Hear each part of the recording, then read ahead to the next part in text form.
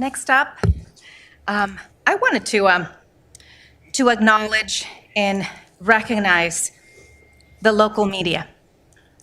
And you would think, well, that's a little odd. Why would a mayor be recognizing the local media?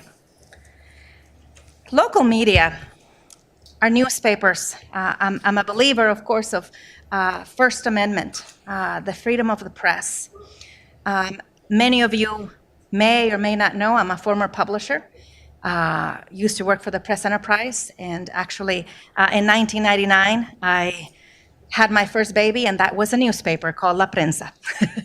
And there are people around the world that,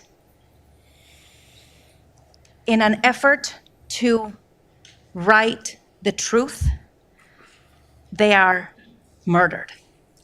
Journalists all over the world, but especially, unfortunately, in Middle Eastern countries, and also in our own Latin America, Mexico being one of them, Central America, South America.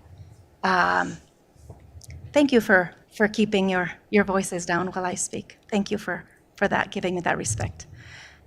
They are losing their lives in the pursuit of truth.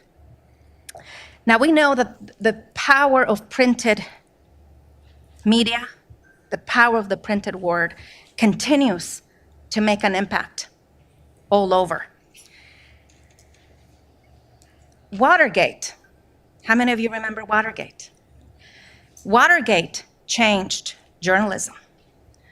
Two journalists, Bob Woodward and Carl Bernstein from the Washington Post, changed forever journalism. It was their work that uncovered Watergate and led to the downfall of President Richard Nixon.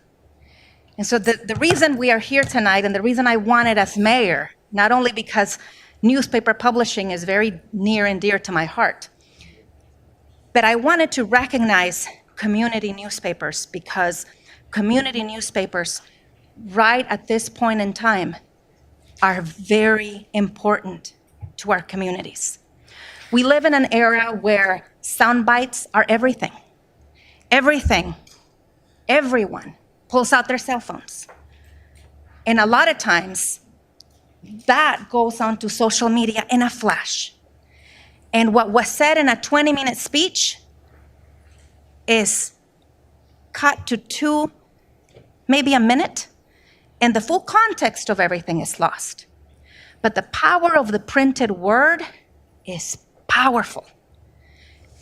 I've been where local community newspapers are, where funding is very low, where the local newspaper reporters are sometimes the reporter, the photographer, the copy editor, the editor, and everything in between.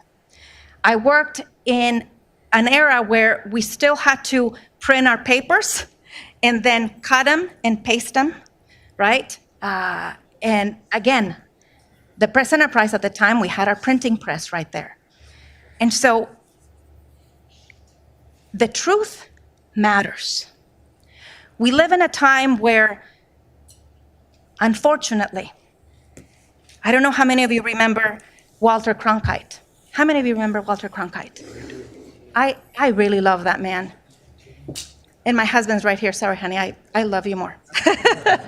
But Walter Cronkite was known as the most trusted man in America. He was a television broadcast journalist who really told the truth, right? He was unbiased and unapologetic. And so we need to make sure that in today's climate, where there's right wing and left wing, and we see this all the time, that real journalists and newspapers continue to print truth, unbiased and unapologetic, and that you continue to hold your elected officials, like myself, accountable, but that you are truthful in the process and that you continue to present both sides.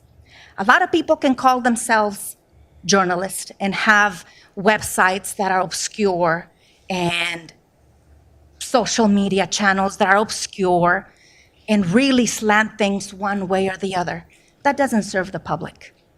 What serves our republic and what serves us is media that is unbiased. You present the truth, you present the facts, you have your right sources, and you let the reader make up his or her mind.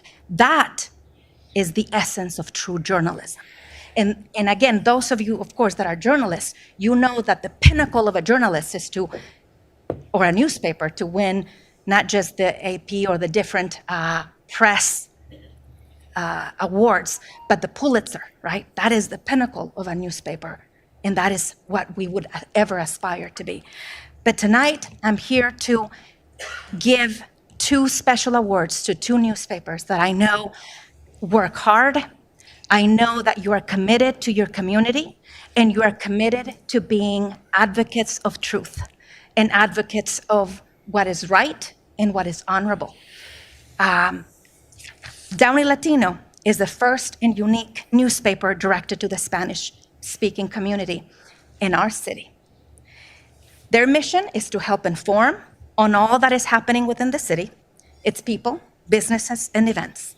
It was founded by Carmen Amarillas, and the editor-in-chief is Carlos Casillas. Would you please stand?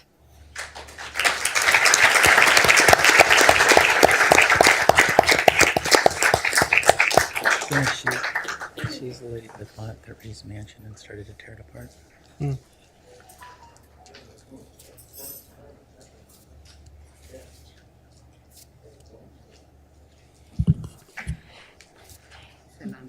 Yes, this is actually that you are receiving the Mayor's Champion Award. We need to reprint the certificate. I want to say thank you for doing what is good and is honorable. Carlos. And this is my challenge form. Thank you so much. And Carlos, I think she's thank you. one of her decades. This is Amanda Farmer. Or I could have said. Thank you. Go ahead and take some notes. Hello, everyone. My name is Arlene Torres, and I'm here representing Downey Latino newspaper and Carmen Amarillas here. We would like to thank you all for the special recognition. When Carmen made the decision to co-found the paper, it was very important to her that the Latin community was heard and informed in her city of Downey. Not just certain news, but all news. Since then, working closely with officials and local businesses, our newspaper has been able to flourish and become a source of information for everybody. The hopes of the publication has always been to provide a service to keep people informed as well as give back. Thank you to our hardworking Downey Latino team, including our editor, Carlos Casillas, our designer, Juan Barrera, photographers and videographers, Oscar Dominguez and Luis Dominguez, as well as our marketing director, Carol Farado, who's here today.